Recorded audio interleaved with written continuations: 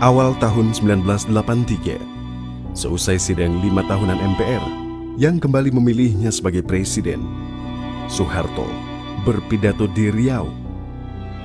Di situ, ia mengatakan perlunya menerima Pancasila sebagai asas tunggal bagi semua kelompok masyarakat, termasuk organisasi-organisasi keagamaan. Pada saat yang sama, Gus Dur sebagai Ketua Umum PBNU mendapat informasi intelijen dari LB Murdani bahwa organisasi-organisasi yang menolak Pancasila sebagai asas tunggal akan dipaksa dan menghadapi desakan keras dari pemerintah sampai menyerah dan menurut. Di tangan Soeharto, Pancasila memang bukan sekadar ideologi negara, tapi juga alat untuk mengontrol dan merepresi lawan-lawan politik. Merespon pidato Soeharto di Riau, Gus Dur langsung sowan kepada Rois Am PBNU, Kiai Haji Alim Maksum Krapyak. Gus Dur mengusulkan agar Syuriah PBNU membentuk komite untuk membicarakan posisi NU dan Pancasila. Setelah terbentuk, Kiai Haji Ahmad Shiddiq dipilih sebagai ketua dan Gus Dur menjadi sekretarisnya. Selama 5 bulan, dari Juni hingga Oktober, komite ini bekerja. Dengan ketelitian yang sungguh-sungguh, para Kiai NU dalam komite ini memeriksa bahan-bahan dari Al-Quran, hadis, dan kitab-kitab kuning untuk mendapatkan dasar hukum jika NU menerima Pancasila sebagai asas tunggal jam'iyah. Sejarah mencatat, NU sejak awal berada di pusaran utama perumusan Pancasila sebagai landasan ideologi dan falsafah negara.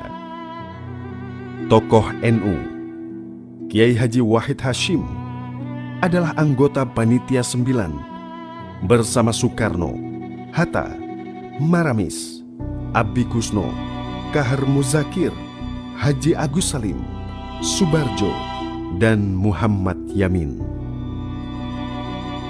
Tim bentukan Badan Penyelidik Usaha Persiapan Kemerdekaan Indonesia atau BPUPKI ini menyepakati sebuah rumusan yang kemudian dikenal sebagai Piagam Jakarta pada 22 Juni 1945. Dalam Piagam Jakarta itu termaktub 5 nilai yang kelak disebut sebagai Pancasila. 5 sila itu digali dari nilai-nilai luhur bangsa Indonesia. Setelah melalui berbagai diskusi dan perdebatan sengit, dengan mempertimbangkan kenyataan Indonesia sebagai sebuah bangsa yang plural dan majemuk, akhirnya diputuskan bahwa sila pertama dasar negara Republik Indonesia adalah ketuhanan yang Maha Esa. Soekarno meminta tak ada lagi perdebatan mengenai hal tersebut. Semua bersepakat demi keutuhan dan persatuan, demi menjaga yang berbeda-beda tapi tetap satu jua, Indonesia. Bahwa Pancasila itu adalah benar-benar satu dasar yang dinamis, satu dasar yang benar-benar dapat menghimpun segenap tenaga rakyat Indonesia, satu dasar yang benar-benar bisa mempersatukan rakyat Indonesia itu untuk bukan saja mencetuskan revolusi, tetapi juga mengakhiri revolusi ini dengan hasil yang baik. Dialektika tentang hubungan agama dan negara ini kembali muncul saat Soeharto mendesakkan Pancasila sebagai asas tunggal semua organisasi. Para kiai berdiskusi panjang hal ini. Ada syakwasangka besar kepada pemerintahan otoritarian ala Soeharto Terlebih, Soeharto baru saja memaksa partai-partai Islam berfusi ke dalam satu partai Islam, P3. Gus Dur mencoba menawar. Lewat Menteri Sekretaris Negara Murdiono, Gus Dur mengajukan tawaran redaksional yang masuk akal bahwa NU berasaskan Pancasila dengan tujuan membentuk masyarakat Islam. Usul itu ditolak Soeharto. Dalam suasana negosiasi yang buntu, pada September 1983, tokoh utama NU, Kiai Haji As'ad Syamsul Arifin Situbondo, berangkat ke Jakarta menemui Soeharto. Sambil meminta izin pelaksanaan Munas NU di pesantrennya di Situbondo, Kiai As'ad bertanya secara pribadi kepada Soeharto, apakah sila pertama ketuhanan Yang Maha Esa benar-benar mengakui tauhid? Di hadapan ulama yang sangat dihormatinya itu, Soeharto mengangguk mengiyakan.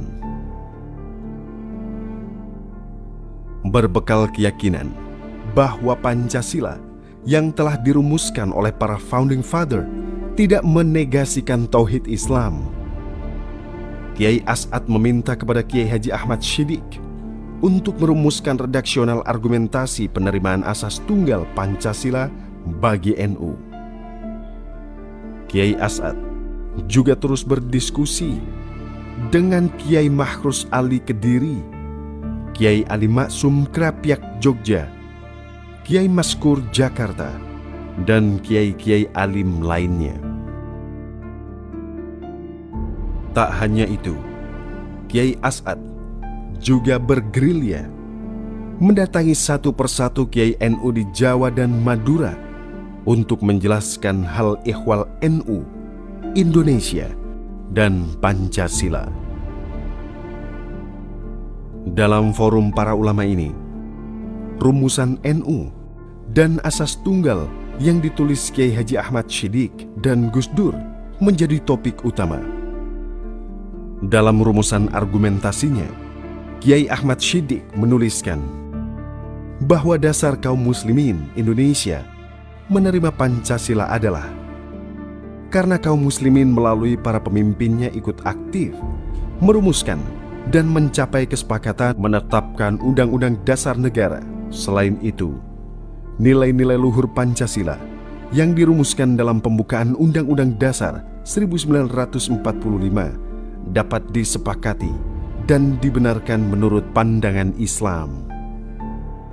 Oleh sebab itu, kaum muslimin Indonesia bersama-sama dengan seluruh bangsa Indonesia memikul tanggung jawab untuk memenuhi kesepakatan tersebut. 5 butir nilai luhur yang dirangkai dalam Pancasila itu adalah hasil konsensus maksimal yang merupakan kalimatin sawain bainana wa bainakum bagi bangsa dan negara Indonesia di dalam tata kehidupan bernegara dan bermasyarakat.